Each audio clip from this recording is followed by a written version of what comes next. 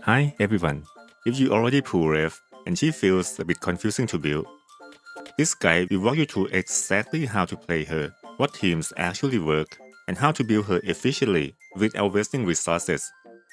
A lot of players are also worried that Wraiths need Nazuka to function, but the good news is she is actually a solid Ventus DPS even without Nazuka, and there are several viable teams you can run instead.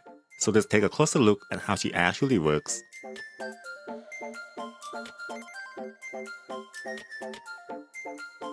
Wraith can be played in 3 different ways: auto attack build, skill build, and ultimate build.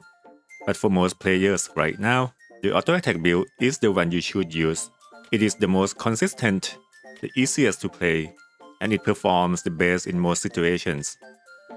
I'll briefly explain all 3 playstyles so you understand how they work, but the rest of this guide will mainly focus on the auto attack build.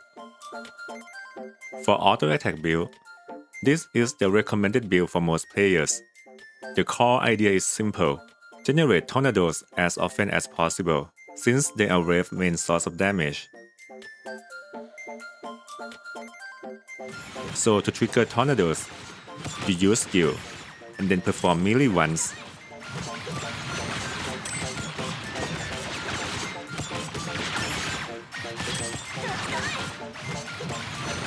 And because of that, one common mistake is holding the skill and then spending all the stacks at once, which you generally want to avoid.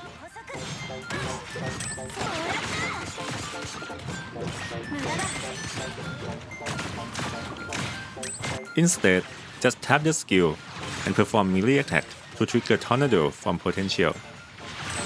Once the fight gets going, this build becomes very auto-friendly. The only times when you want to manual control are at the start of the fight,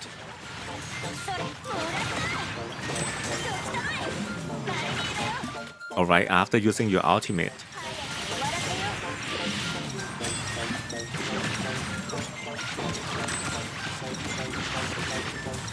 For skill build, this is more a niche playstyle, but can still be fun to use. The damage is lower than melee build, and currently, there isn't much reason to use it. However, it may become more relevant if future content favors ranged playstyles. The key idea is simple: stay at range, and only use your skill when you have all 3 stacks, so you can release them together for maximum burst.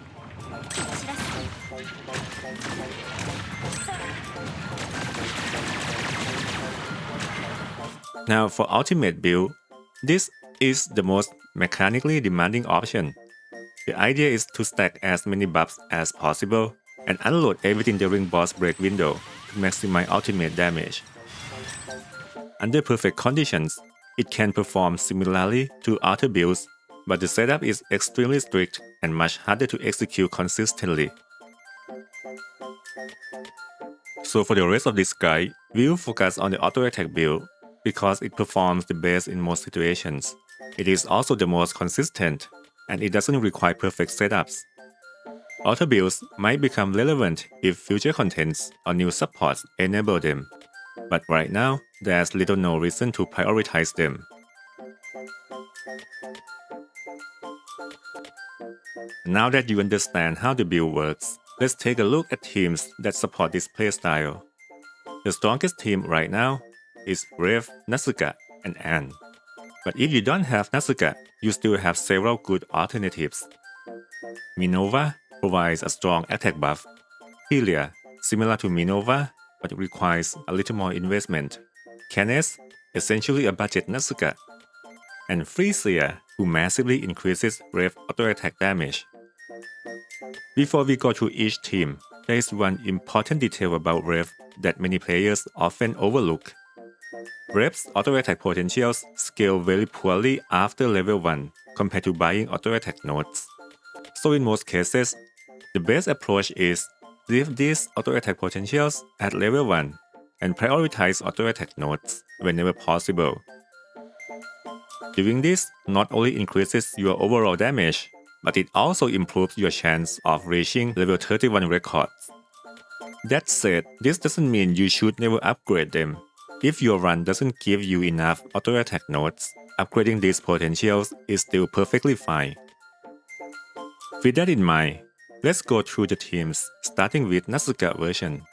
For Wraith, you generally want to keep this auto-attack potential at level 1 and prioritize buying auto-attack nodes whenever possible, as explained earlier. For Nazuka, assuming that both characters have similar investment levels, upgrading Nazuka DPS potentials is actually slightly worse than upgrading Wraith level 1 potentials. However, the difference is small. So if your Nazuka is already well built, you don't need to worry too much about it. For Anne, there is one small issue with Warm Wind Guard and Speed Surge. To activate those buffs, you actually need to walk through Anne's wall, which can sometimes be unreliable. So if that becomes difficult to trigger consistently, you can simply switch Warm Wind Guard to Gale Bastion and drop Speed Surge. For Minova, she is one of the best alternatives if you don't have Nazuka. The main requirement is Fervent Applause, which provides a massive 200% attack buff. One advantage of Minova is that she doesn't require any investment to function. Her level and skill upgrades don't really matter. And because Minova already provides such a large attack buff, Wraith's attack becomes heavily saturated in this team. At the same time, Tempest stance also loses some value, since the team only has 2 Ventus characters. As a result, these 5 potentials end up roughly equal in value. So a good approach for this build is to upgrade these 2 first, then pick 1 or 2 more potentials depending on your run, while still prioritizing auto-attack nodes whenever possible. Both Canis and Telia can work as alternatives, and their overall team damage ends up being quite similar. Telia requires more investment because you need to level her and upgrade her support skill to provide the attack buff.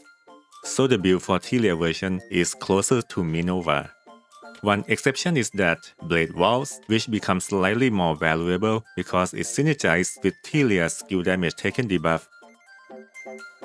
Canis, on the other hand, works as a budget Nazuka. She requires very little investment, and Wraith build remains mostly the same. So you max core potentials, keep the auto-attack potentials at level 1 if possible, then prioritize auto-attack nodes. For Freesia, this one started as a bit of an experiment. Basically, the numbers suggest that it could work, so I decided to test it, and surprisingly, it actually performed quite well. The only real requirement is level 9 Temporal Revival on Freesia, which means players who can run this team will probably be Chitose players who already built Freesia. So I like to call this team the Chitose's Remnant.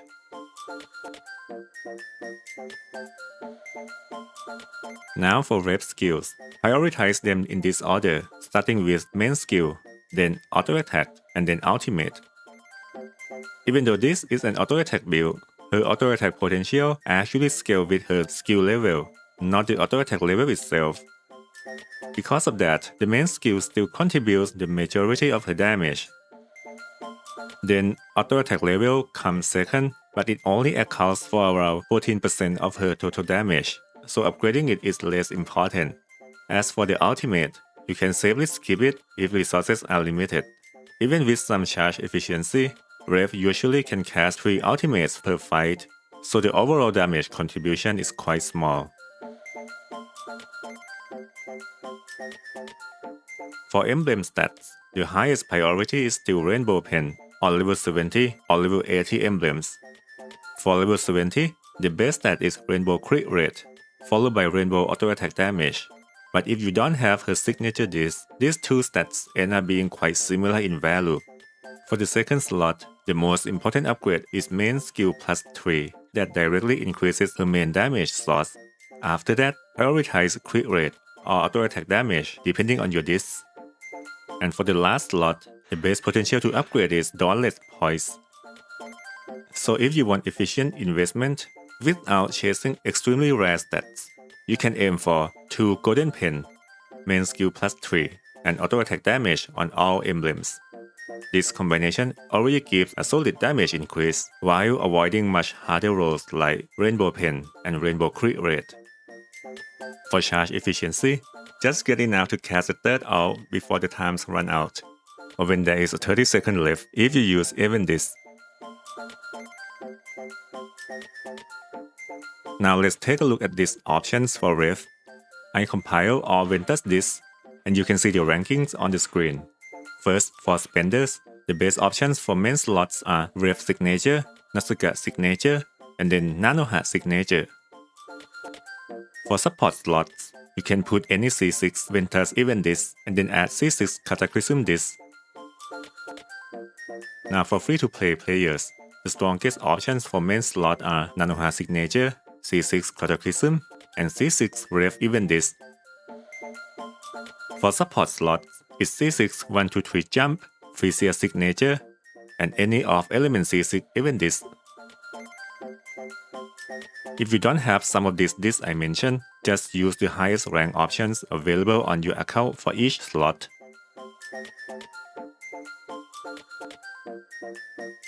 Now for her talent, if you are wondering whether Wraith needs dupe, the short answer is no.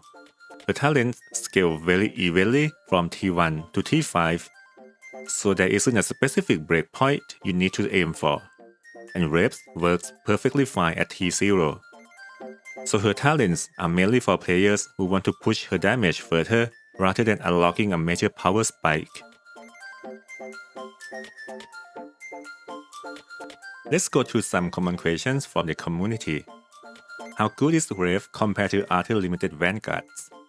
In my opinion, Wraith is a solid vanguard similar to Firenze. However, compared to someone like Fuyuka, she will look weaker right now. The main reason isn't her base multiplier, but the support units available in the game right now. Fuyuka benefits from extremely strong support like Flora, who provides around 31% crit rate and over 100% critical damage from just one single skill cast. While Wraith and Firenze don't have that level of support yet. Nazuka also isn't a pure support, and Anne is actually weaker compared to supports in other elements. So overall, Wraith herself is strong, but her current support is the main limitation. Next, how does Wraith compare to Nanoha? Surprisingly, this is one of the most common questions I've seen on Discord. In general, Wraith performs significantly better as a DPS. Nanoha still has niche use cases such as the previous FE boss, but outside of specific situations, Wraith is simply stronger overall. What is the best way to play Wraith? Auto build or skill build? Right now, the auto attack build is the most reliable and optimal choice. Future bosses might favor skill builds, but for the current content, the auto attack build performs the best in most situations, even in neutral. Next, is it worth investing in charge efficiency or ultimate potentials? You should invest just enough charge efficiency to use a third ultimate during the fight. However, building heavily around ultimate damage is generally not worth it. An ultimate focus setup can theoretically match other builds, it still requires very strict conditions. You would need to hold support skills and stack everything during break window, which can actually reduce your overall damage and slow down boss breaks. So while it's technically possible, it's not practical for most situations right now. How does Wraith compare to Nazuka focus team? I wasn't sure which Nazuka team you meant, so I added both versions to the chart. As you can see here, the Nazuka focus team performs roughly on par with Wraith based team, while Kane's Nazuka version actually lands at the lowest end of the table. Keep in mind that this assumes similar levels of investment. And for reference, here's a comparison between a well-built Nazuka from top 10 players and an average Wraith. And that covers the main questions I've seen about Wraith. There were also a few other questions that were already covered in the section earlier, so I will show them on screen as well. Thanks everyone who sent them in. So let's move to the final summary. So to summarize Wraith, she is a strong Ventus DPS and she works perfectly fine even without Nazuka, since there are several alternative teams you can run. Right now, the auto attack build is the most reliable and practical playstyle, and it performs well in most situations. So for this build, focus on generating tornadoes consistently during the fight, prioritize main skill upgrades, and invest mainly into auto attack nodes instead of over-leveling auto attack potentials. For emblems, pain is still the best stat if you can roll for it, but main skill plus 3 and auto attack damage are the most efficient upgrades to focus on. And for this, just use the highest rank options available on your account for the main and support slots. Overall, Wraith is a solid vanguard with strong damage potential, but her performance will likely improve even more once better meta supports are released in the future. And before we wrap up, I also want to give a quick shout out to a few people who helped with this guide. So, for creating the damage calculator sheet and diving deep into the numbers for Wraith teams. Tyri, for coming up with auto attack node strat. Morph, for helping cross-check the calculations. Autumn, the owner of StellaDB, for building such an amazing website that gives us access to all the data needed for theory crafting. And Minz, for technical assistance and compiling the best builds from leaderboard players. I really appreciate all the help. I mean it. If you enjoyed this guide and found it useful, feel free to leave a like, subscribe, or share it with someone who might find it helpful. It really helps support the work that goes into this guide. If you have more questions about Wraith or want to check what works best for your own account, I'll release the full spreadsheet soon. Thanks for watching, and see you again in the next video. Bye bye.